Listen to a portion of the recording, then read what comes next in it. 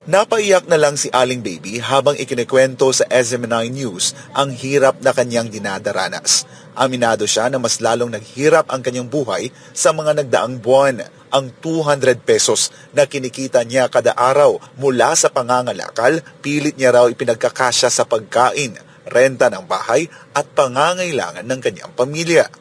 Mahirap po ang panahon. Bakit po? Dahil sa hindi pa ho sapat ang aming kinikita sa pang-araw-araw. Unang-una po, may sinusuportahan pa akong anak na baby na parang pinadap ko po sa malayong lugar. Nahihirapan po ako sa kalagayan ko po.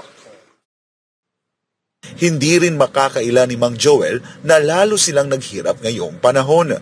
Ngunit aniya, wala siyang magagawa kundi tiyaga-tiyaga na lang. Ganun talaga eh. Nagtyaga lang yung pagtinda ng walis tampo para mayroong makakain.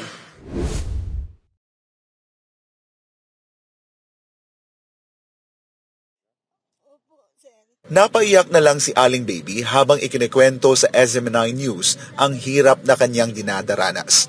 Aminado siya na mas lalong naghirap ang kanyang buhay sa mga nagdaang buwan. Ang 200 pesos na kinikita niya kada araw mula sa pangangalakal, pilit niya raw ipinagkakasya sa pagkain, renta ng bahay at pangangailangan ng kanyang pamilya. Mahirap po ang panahon. Bakit po? Dahil sa hindi pa ho sapat ang aming kinikita sa pang-araw-araw. Unang-una po, may sinusuportahan pa akong anak na baby na parang pinadap ko po sa malayong lugar. Nahihirapan po ako sa kalagayan ko po.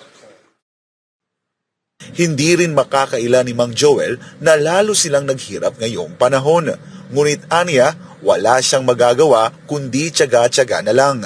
Ganun talaga eh. Nagtyaga lang yung pagtinda ng walis tampo para mayroong makakain.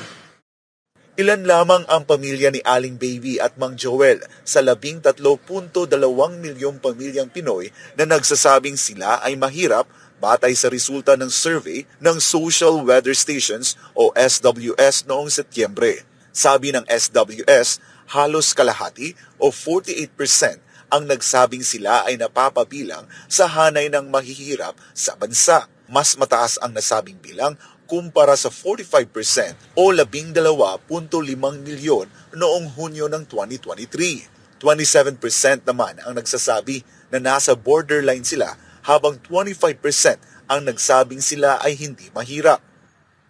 Pero ayon sa Department of Social Welfare and Development na bago pa man inilabas ang resulta ng nasabing survey, may ginagawa na ang Marcos administration upang tugunan ang kahirapan sa bansa.